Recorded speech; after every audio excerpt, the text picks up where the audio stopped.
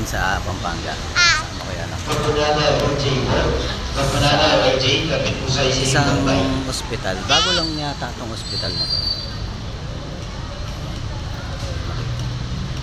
Pangalan niya ay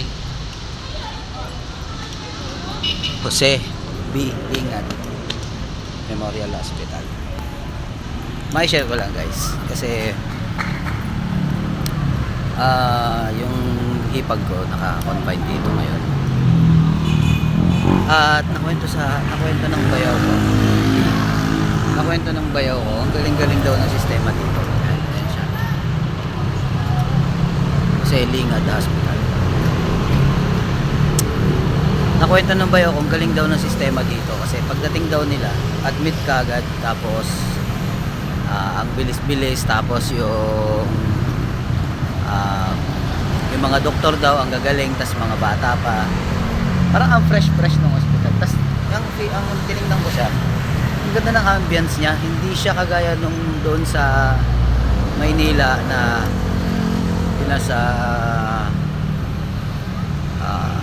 yung mga public hospital na doon sa atin sa Metro Manila na masikip, maraming tao, tapos basta ayoko nang sabihin lahat kasi parang ano naman. Unlike dito, ang galing ng sistema, although maraming tao dito kasi yung dun sa pinanggalingan namin medyo ano naman, medyo marami rin tao na natutulog sa labas, yung mga bantay ng pasyente na natutulog sa labas. Marami din. Pero dito ang ganda, ang ayos-ayos ng sistema. According dun sa bayaw ko kasi nagulat daw siya kasi unlike dun sa kanila sa hospital dun sa kanila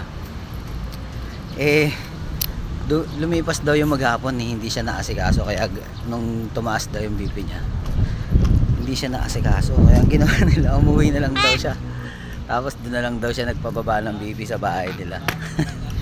Ay nako, pambira. Eto siya, tingnan nyo ang ganda bagong bago pa siya, parang bagong bago lang tong ospital na to kasi tingnan mo ang ganda, ginagawa pa siya yun. Dito siya sa San Fernando, Pampanga.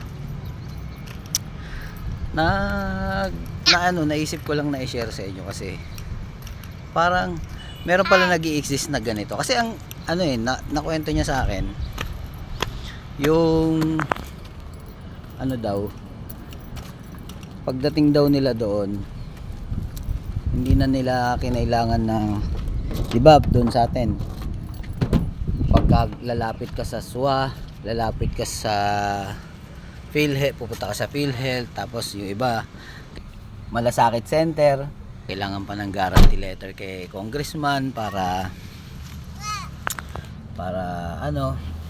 ikaw ang mag-aasikaso. Dito ang hiningi lang sa kanya yung mga principal requirements lang, like yung mga IDs nila, tapos pirma-pirma lang, ganun lang. Tapos ang naglalakad ng mga sinabi ko kanina, yung mga nabanggit, sila na, yung mga staff dito. Walang kahirap-hirap. Ang galing. Kaya ako na-share guys. Nangihinayang ako, posible pala mangyari to.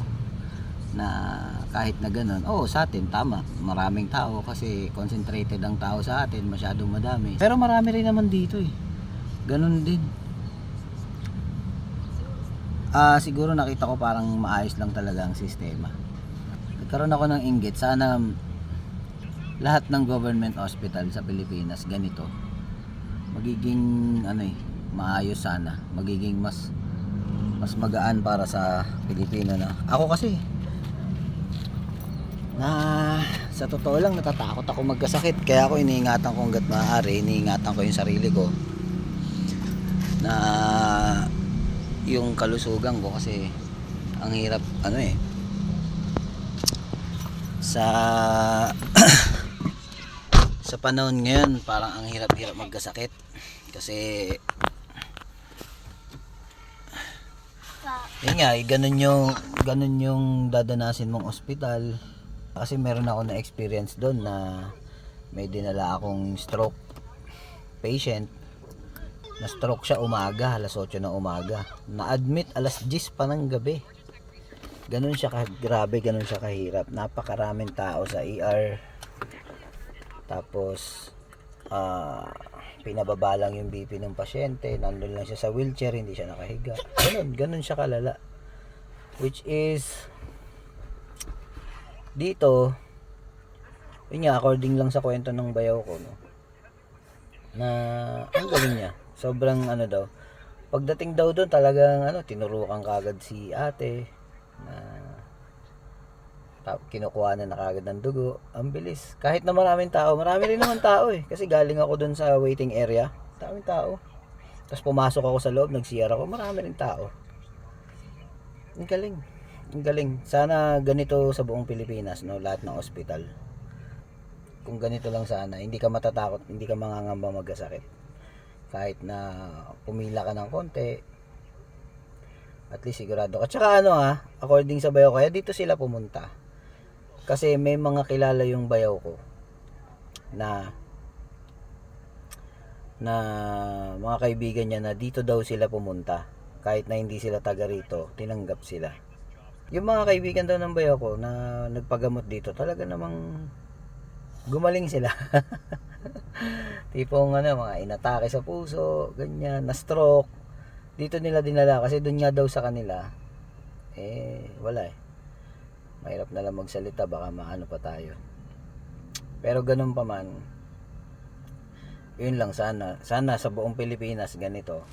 Okay sana. Hanggang dyan mga kababayan. At mahalin natin ang Pilipinas kahit nahihirapan na tayo na. Peace out.